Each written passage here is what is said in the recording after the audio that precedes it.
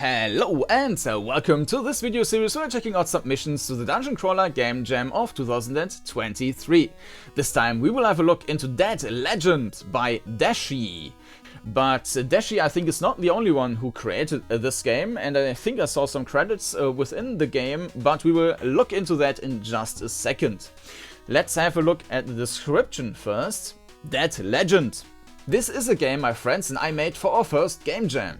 Unfortunately, this game is incomplete, namely due to the time constraints and inexperience. We were able to create combat art, music and dialogue during the 1 week span of the game jam. The movement script was created prior and uses raycasts to detect collidable walls.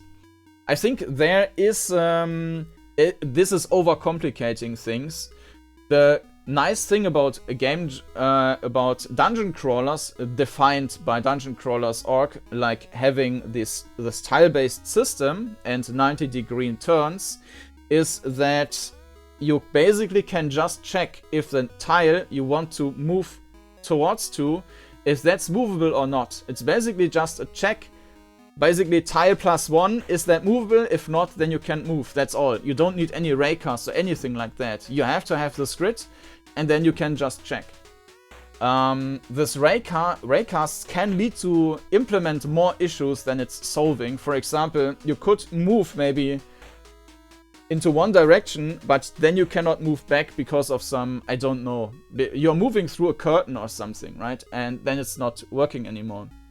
So yeah, this, or maybe also one issue, 90-degree turns can lead to, can result in maybe 80-90-degree turns, and then you're suddenly falling out of the grid system and breaking basically everything. This can also be in combination with that. I mean, I'm not a game programmer myself, but I do have some insight in these things. So, what else do they write? As the theme for the game jam was duality, we had voted to express this theme through the contrast of life and death. Alright, this really depends on how it's implemented into the game. I mean, death is a requirement, or a fail state is a requirement in the game jam. So basically all games have life and death, right? So that's why I keep saying you can always make something up, but we will need to see how well the implementation is once we jump into the game, which we will do right now. And here we are. Well, the starting screen looks very basic. Continue. Okay, new game. Credits. Yes, here they are. So deshe was doing the programming, level design, project management and dialogue. Then there was Calvin Felizardo doing the art. Haggis77 programming, Zyrix doing the music. Well, I can already say that music is pretty nice. Maybe a bit of a short loop, but still nice to listen to. Cyborg is doing the ideas and emotional support. Maybe that's a dog. Sorry if you're not a dog. Venza the Van is doing the art, and Bora Mingul is doing the 3D modeling. Alright. Let's go and start a new game. Alright, press K to swap ghosts. Alive, go. Ah, okay, so yeah, it's checking the key too often. So basically you have to be, well, basically you have to be lucky. So once you press the key, it's checking, I don't know, it's checking 100 times per second or something if you press the key, and every time it changes this. So you basically press as long as until you get the right result. It's a bit weird, but you can see the implementation of life and death is probably, we are going to be death and alive, or a living being and a dead being or something, and or a ghost and a meat container. G to interact. So you survived. All right. History, skip, heights. So you survive. In that case, congratulations are in order. There are very few mortals capable of withstanding the reconstruction process. Who are you? Oh my, I do apologize. I am, hold on a moment. I need to come up with a name real quick. You know what? Forget originality. You may call me the Reaper. Okay, cool. Ah, so you survived. Okay, this is the same as before. Congratulations. In that case, congratulations are in order. No, yes, the journey to the underworld is not an easy one. Normally, a person's soul is ripped straight from their body, turning them into a ghost. And on much rarer occasions, the separated body starts mindlessly hunting it down. For someone to arrive here in one piece, well, while not entirely unheard of, it's certainly exciting. Oh, okay, interesting. So we get more deeper dialogue tree in this option. How do I get out of this room? Am I dead then? Not quite. I can sense that you still got some life in you. It seems at the moment you fall somewhere in between. To start off with, you will find that down here in the underworld you will be capable of shifting between physical and ghost forms. While you are a ghost, you will ironically be able to hit harder as well as slip through discolored walls. However, that makes it a bit hard to read. However, you will not be able to interact with levers to open doors. For that, you will need to be in your mortal form. The most important thing to remember is that being defeated in your mortal form will turn you into a ghost. However, being... Yeah, that's a bit of a problem. However, being defeated as a ghost is game over for you. If you get fed up with this place and want to leave, you're going to need to find the imp at the center of the underworld and beat them in a one-on-one brawl. Okay. Congratulations. Let's see the other options. How do I get out of this room? Oh, it's quite simple. Use your ghost form to go through that discolored wall. Then flip the switch and walk on back. Okay, that sounds interesting, and yes, that's definitely a cool implementation of the life and death thing. Okay, so we can switch around with K, Ghost. We need to bump through that 2 times though. Maybe it was just a little bit slow. G to interact. We are not able to interact with that right now. Okay, switching to alive and interact and back to Ghost, and we can move around. Unfortunately, there is no sound whatsoever in the game besides of the main menu music. Alright, so now we are alive. Seems my path is blocked by the enemy. There seems to be 3 of them. Single target, 50, 100, 10. Maybe that's 100 and it's cut off, I don't know. Random target, 50, 80, 10. Multi-target, let me quickly... Multi-target, 50, 50, 10. All targets. I have no idea what these numbers mean. I mean, there are 3 enemies, so maybe...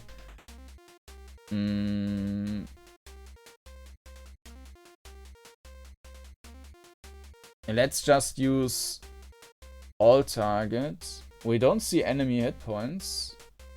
All targets. Human enemy clone was hit by FPDC. Human enemy clone was hit by FPDC for 3 damage, by 7 damage. Human enemy, 28 damage.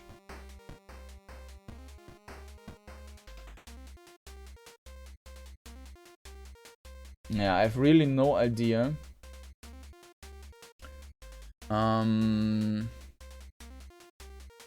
And why is single target doing more damage than random target? This makes no sense from a balancing standpoint. Let's use single target. Can we select? Was hit by... We can't even select a single target. That makes even less sense. I think we're dead now. Now we are a ghost. Okay. And we can still switch back to alive. That's weird.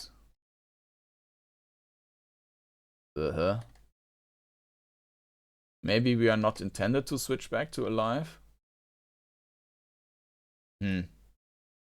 Weird.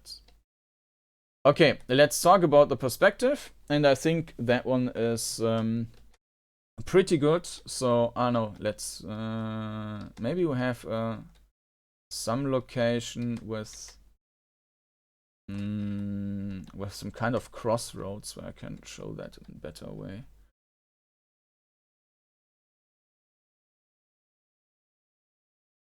That's where the starting point.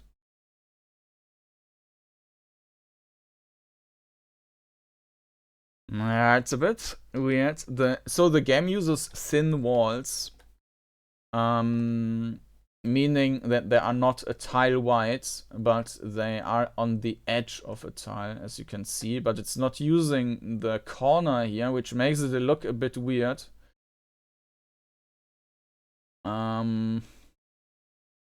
Is this the same color? Yeah, it's the same. I'm not sure what the combat was supposed to. I mean, we can just, maybe that's not properly implemented. I think the discolored wall almost had the same color as the other ones.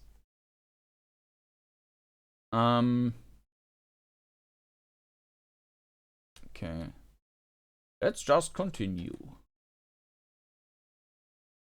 You can hold the forward button to keep moving.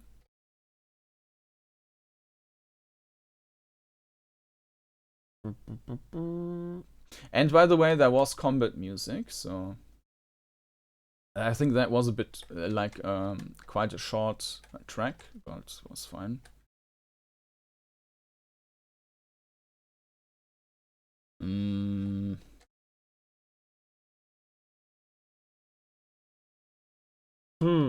Yeah, at least I can demonstrate what I meant.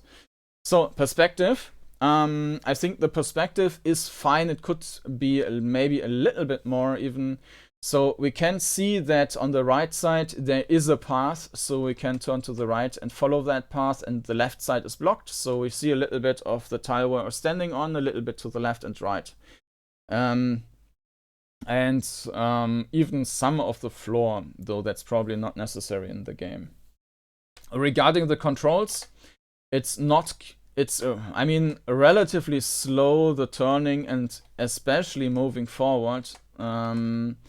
So there is a bit of an issue with that in itself, but also it's not queuing up any commands.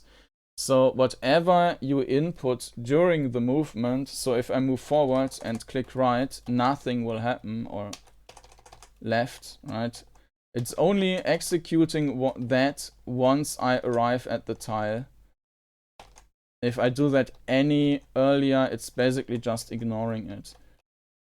It is checking the key, so I can hold that to turn at the earliest moment, but that's also not the greatest way to do that.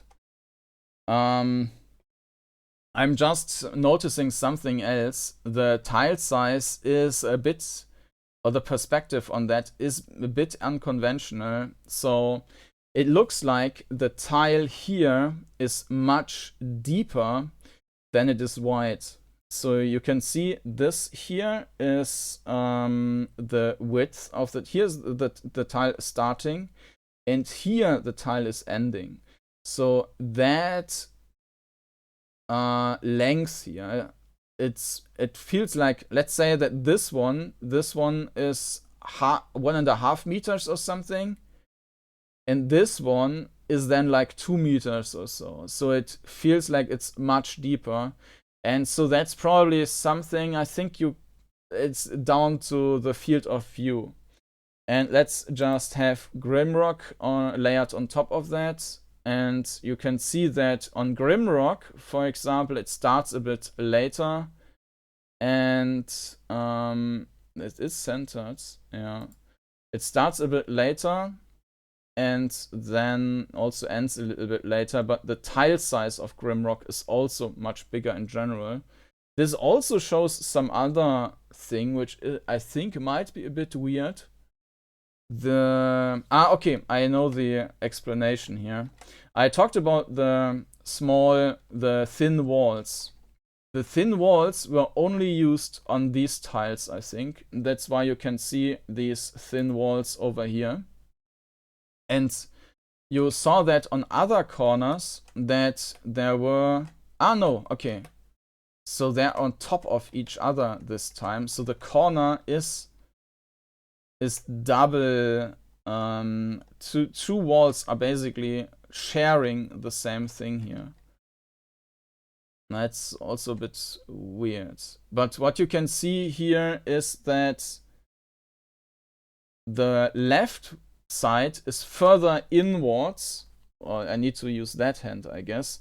The left side is further inwards than, let me do that with the cursor here, is further inwards than that side. This is a bit odd, and I guess that has something to do with the width of the thin walls. So yeah, I think the perspective could also still be improved. So is that... So this is also an illusion wall, and we just walked through it while being alive, which is probably not intended. And we can't move back while being dead. Very weird. Well, we need to find some goblin dude, right? Maybe it's just broke and we are always a ghost now. We also haven't found anything else, so maybe that's all which is implemented in the game is just the very first room and the combat. Because so far everything else seems to be extremely empty.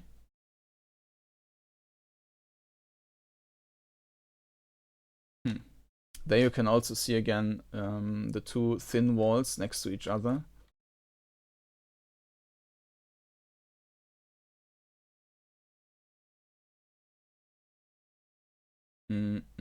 It's always interesting to see how thin walls are being implemented, because you could also have a shared tile in the middle, but in this case basically every square has basically 4 thin walls and a little square thing in the end, I guess.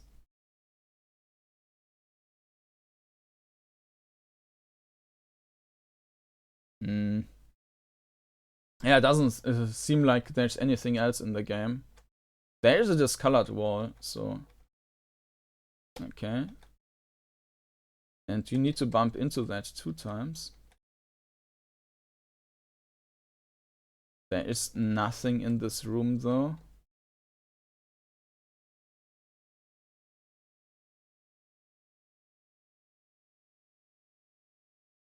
Yeah, I'm pretty sure that the rest is not implemented yet.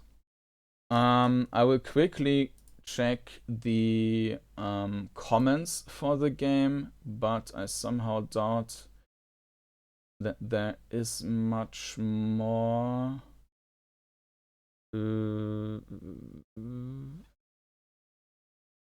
Some variations.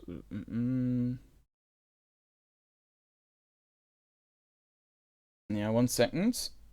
Yeah, so apparently you can find the devil here, which you need to face in the end, but it doesn't seem like the interaction is included in the game yet. So let's just run around for a little bit while I'm already like summarizing the game.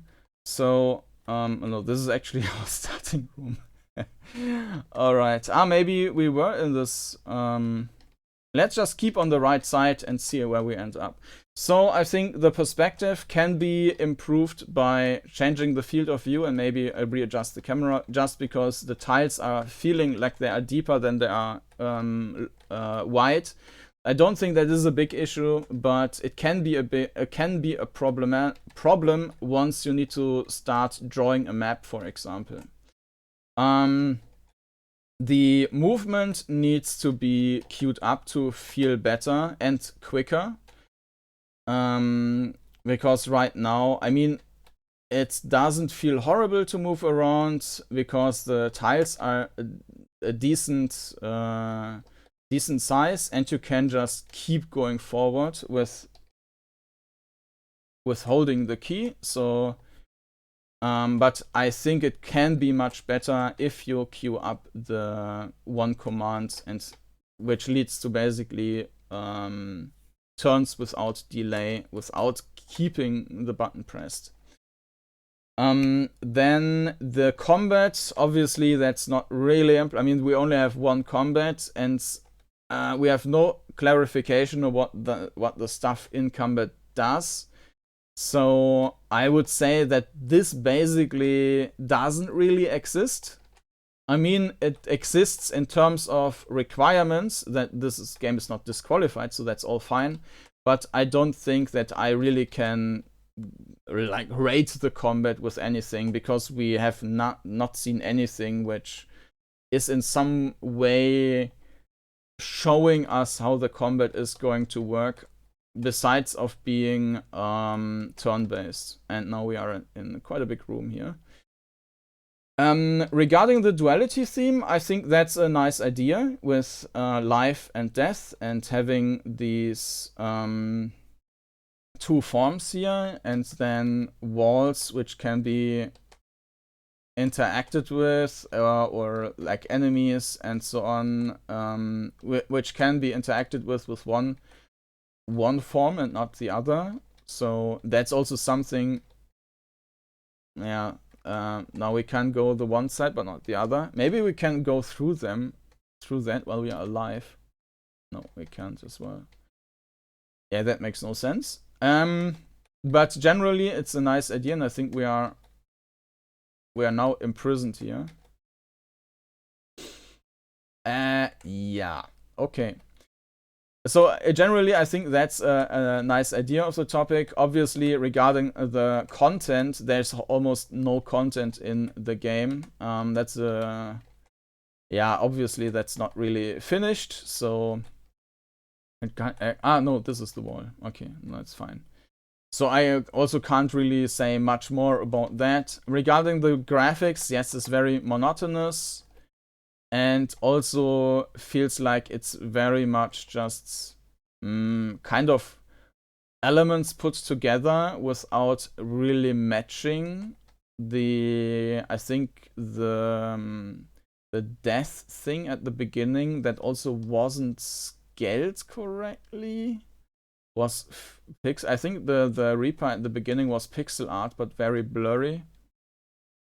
Besides of that, yeah, and of course the combat and the enemies, they looked. Yeah,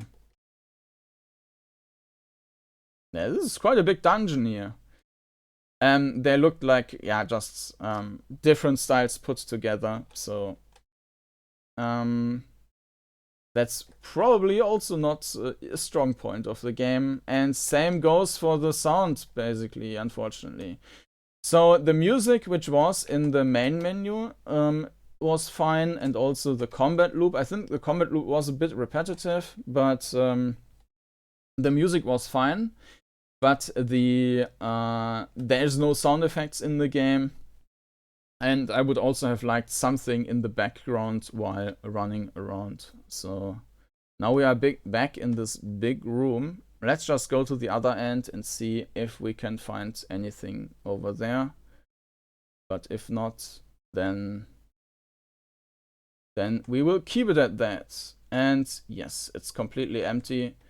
So somewhere in there is supposed to be the devil imp enemy thing, which we then cannot interact with. So if you are interested in finding that imp, you can check out the game. You will find a link down in the video description. That Legend was is the title, and let me just quickly restart the game to get a full look of all the people involved here. So and we get some music, and it should just in a second catch the, yeah. So that was Dead Legend by Deshe, Calvin Felizardo, Hagen77, Cyrix, Cyborg, Venza the Van, and Bora Bingul. And they basically, as far as I understand it, they created everything from scratch, besides of this raycasting thing, which I personally think is a bad idea to use in the first place. There were no glitches with the movement though, so it didn't cause any additional problems. But I think that can be had very much simpler. So did I miss anyone? Mentioning anyone? Bora, Bingo, 3D modeling. Alright, Cyborg. Ideas and emotional support. Alright, so yeah, you'll find the link down in the video description. If you are interested in seeing more videos, you can also check out the playlist with all the entries or all the videos I did so far. And of course, you can also subscribe to the channel to not miss any future videos. And with that, thank you for watching and hope to see you again next time. Bye bye.